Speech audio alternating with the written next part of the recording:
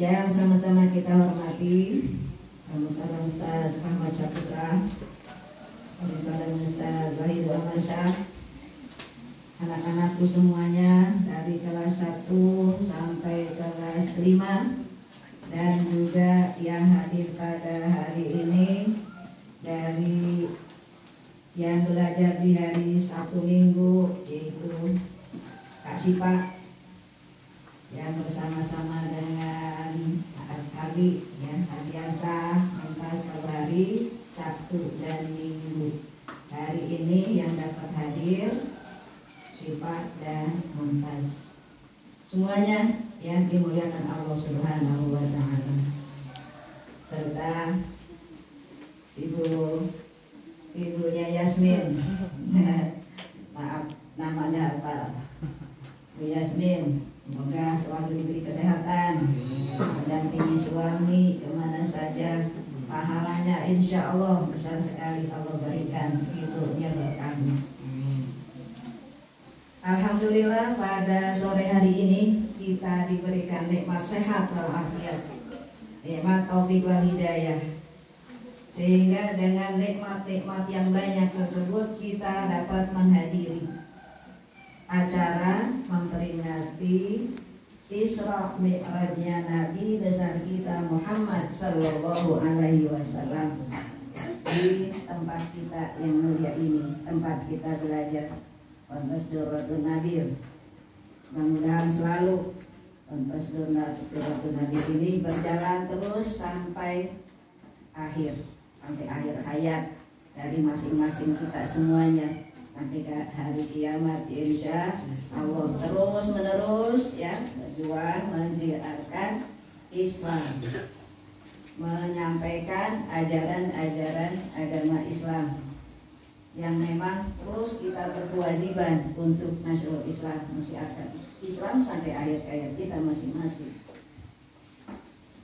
Anak-anakku sekalian, hari ini kita tidak belajar, tapi belajar untuk mendengarkan dan belajar untuk ya mencatat apa yang penting dari apa yang disampaikan oleh yang memberikan, yang menyampaikan kisah Isra dan Mi'raj. Isra dan Mi'rajnya Rasulullah Shallallahu Alaihi Wasallam, makhluk yang paling mulia, makhluk yang paling mulia di antara segala makhluk. Yang namanya makhluk itu adalah selain daripada Allah Subhanahu wa Ta'ala, ya. Makhluk itu adalah selain dari Allah Subhanahu wa Ta'ala. Jadi malaikat makhluk, hewan makhluk, ya, tumbuhan makhluk, setan makhluk, kita manusia makhluk. Nah, di antara makhluk-makhluk semuanya adalah Nabi kita Muhammad Sallallahu Alaihi Wasallam adalah makhluk yang paling mulia, sampai bisa jadi diizinkan oleh Allah, diminta oleh Allah untuk naik ke langit dan terus ke alam atas sana sampai berjumpa dengan Allah Subhanahu wa Ta'ala.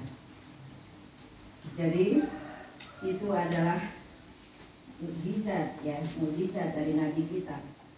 Mukjizat Nabi kan banyak. Yang besar adalah Al-Quran. Kemudian Isra Mi'raj itu juga merupakan mukjizat. Isra Mi'raj merupakan mukjizat.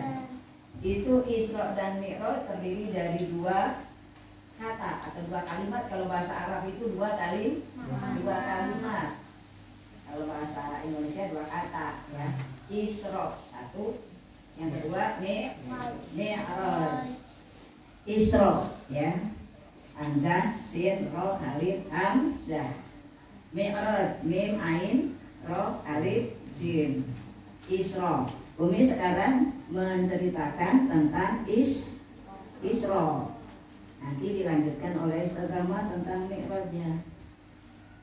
Isra itu artinya diperjalankan, ya, diperjalankan. Siapa yang diperjalankan? Nabi Muhammad Sallallahu Alaihi Wasallam. Siapa yang memperjalankan? Allah Subhanahu wa ta'ala. Jadi Nabi bukan jalan sendiri, tapi diperjalankan oleh Allah yang Maha Kuasa, yang Maha Tinggi. Diperjalankan oleh Allah. Kapan diperjalankannya? Dari mana ke mana, gitu ya? Dari Masjidil Haram ke Masjidil Aqsa. Dari Masjidil Haram ke Masjidil Aqsa jauh ya, apalagi zaman dahulu. Kalau orang-orang Quraisy itu berbulan-bulan baru sampai. Ini Nabi kita Muhammad yang memang diperjalankan oleh Allah. Diperjalankan kapan? Malam hari, tapi bukan semalaman, cuma sepertiga malam, ya, beberapa jam aja. Kalau di dalam kita disebut 3,5 jam, ya. Dari Masjidil Haram ke Masjidil Aqsa, terus naik lagi ke langit, itu cuma 3,5 jam, sepertiga malam. Anak-anakku sekalian yang berbahagia, Nabi diperjalankan oleh Allah, ya. Bagaimana mulanya beritanya, ya? Pertama, malaikat Jibril datang bersama malaikat Mikail. Malaikat Jibril bersama malaikat Mikail, dan juga ada malaikat yang lainnya. Datang kepada Nabi. Nabinya sedang berbaring. Nabinya sedang berbaring di Hijr dekat Ka'bah. Di satu riwayat, ya, sedang berbaring di tengah-tengah dua pamannya. Pamannya Nabi yang pertama Hamzah, dan yang satu lagi bernama Ja'far. Jadi Nabi di tengah-tengah. Sebelah kanannya, sebelah kirinya itu pamannya. Berbaring Nabi, ya, berbaring di tengah-tengah pamannya. Datang tuh malaikat Jibril, malaikat Mikail bersama malaikat lainnya. Lalu Nabi dibawa ke dekat sumur Zam-Zam. Dekat sumur Zam-Zam. Di situ Nabi ditelentangkan, bukan miring, tapi ditelentangkan. Diapain? Nah, ditelentangkan diapain? Dibedah, ya, dibedah dadanya. Jadi mulai bawah leher ini sampai ke bawah perut. Dibelah. Dibelah.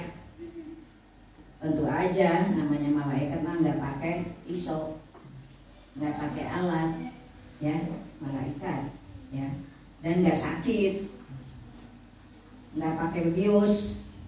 Kalau dokter membedah pakai obat bius biar nggak terasa sakit itu pasiennya. Tapi kalau Nabi Muhammad yang dibedah oleh malaikat Jibril itu enggak terasa sakit dan enggak pakai pisau, enggak pakai alat, ya.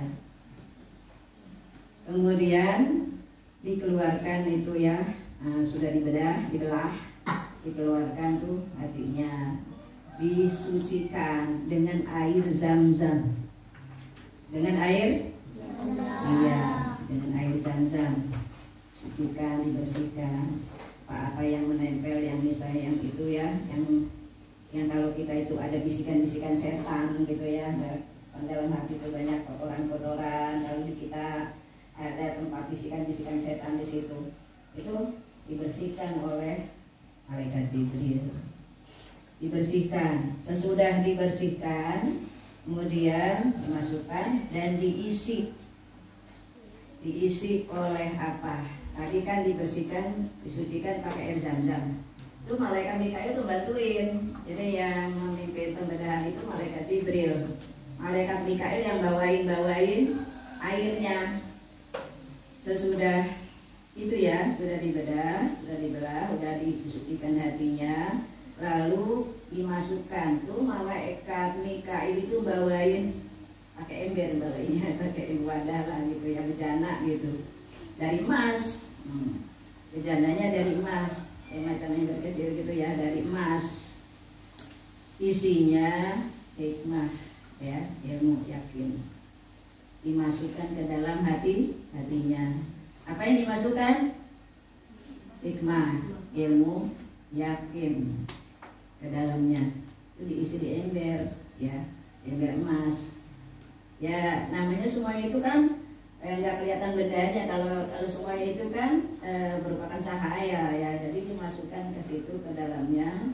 Kemudian sesudah dimasukkan dirapetin lagi, dadanya tuh dirapetin lagi, bekas tadi dibelah, rapet lagi dengan cepat dan nggak sakit ya. Sudah selesai pembedahan, sudah selesai semua diisi artinya dengan hikmah, ilmu dan yakin, sudah dimasukkan. Setelah itu sudah dirapatkan, biasa saja lagi Nabi Muhammad, tidak terasa sakit, tidak terasa bingung, tidak terasa takut. Sudah selesai, kemudian Nabi ya baik, sudah selesai itu, Nabi sudah disiapkan ya, disiapkan apa? Disiapkan kendaraan. Disiapkan kendaraan. Orang mau jalan jauh ada kendaraan, tapi kendaraannya beda dengan kendaraan manusia biasa. Kendaraannya bernama buruk. Buruk itu binatang dari surga, warnanya putih, dan dia itu besarnya lebih besar dari himar ya, dan lebih kecil dari bawal atau dari kuda ya. Jadi sedang, ada sayapnya ya. Kemudian Nabi kan disuruh naik tuh, naik buruk. Buruknya berontak-berontak. Buruknya berontak-berontak. Kenapa nih buruk berontak ya? Kemudian malaikat Jibril ngusap-ngusap ya, ngusap-ngusap.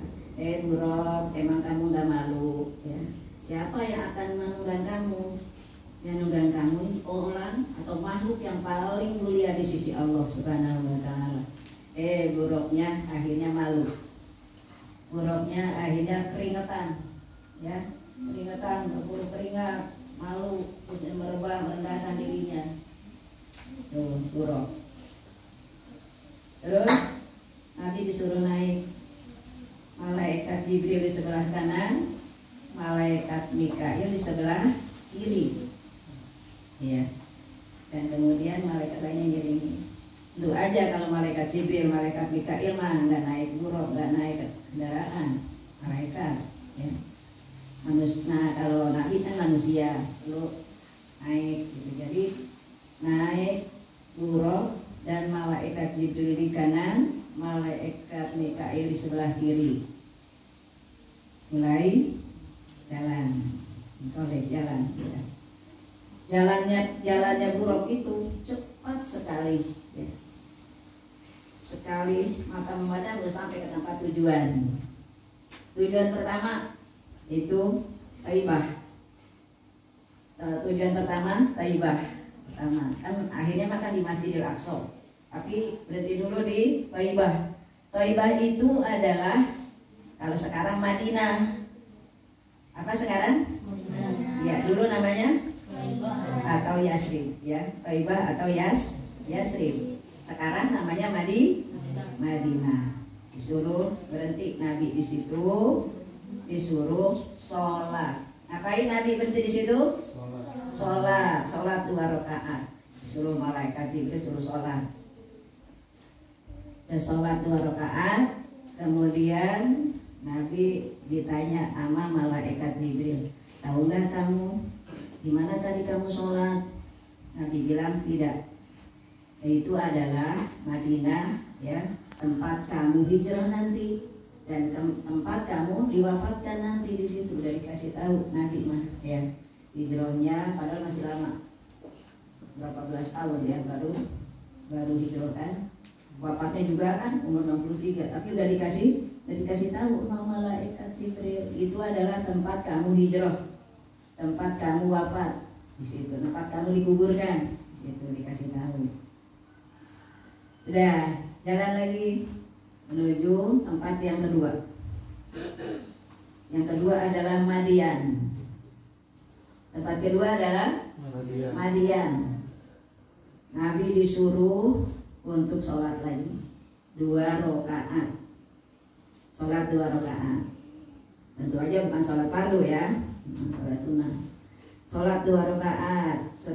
Setelah selesai sholat, maka Nabi ditanya, "Hai Muhammad, tahukah kamu di mana tadi kamu sholat?" Tidak. Lalu Jibril berkata, itu adalah tempat Nabi Musa bernaung, berteduh, istirahat di bawah pohon. Itu namanya Madian. Madian, tempat Nabi Musa istirahat setelah dikejar Fir'aun, dia kan pernah membunuh orang, lalu dia istirahat di situ kecapean, berteduh di bawah pohon, itu namanya Madian. Udah selesai, kemudian ya berangkat lagi, naik buruk lagi. Tujuan ketiga adalah Turisina. Tur Sina. Kalau kita baca watini itu kan watini wazaitun watu, iya Turisinin, bukan Turisina kalau situ mah. Turisinin. Jadi ketiga itu berartinya di Turisina. Turisina itu bukit ya. Tempat tempat Nabi Musa juga, diwahyukan oleh Allah Subhanahu wa taala. Tempat Allah berbicara kepada Nabi Musa. Salat 2 rakaat ya, 2 rakaat di apa tuh Madian ya, di Madian, di Turisina. Turisina itu tempat Nabi Musa ya diajak bicara sama Allah, tempat Nabi Musa menerima Taurat. Tempat Nabi Musa menerima Taurat namanya Turisina. Itu bukit itu ya, Bukit Turisina. Kalau Nabi Muhammad kan kayu pertamanya di Bukit Nur, Jabal Nur. Kalau Nabi Musa Turisina. Sholat 2 rakaat sudah selesai, berangkat lagi ke tujuan yang keempat. Yang keempat apa? Yang keempat itu yaitu di Baitul Laham. Baitul Laham kata orang Baitul Laham. Bethlehem. Orang asal itu ya Bethlehem.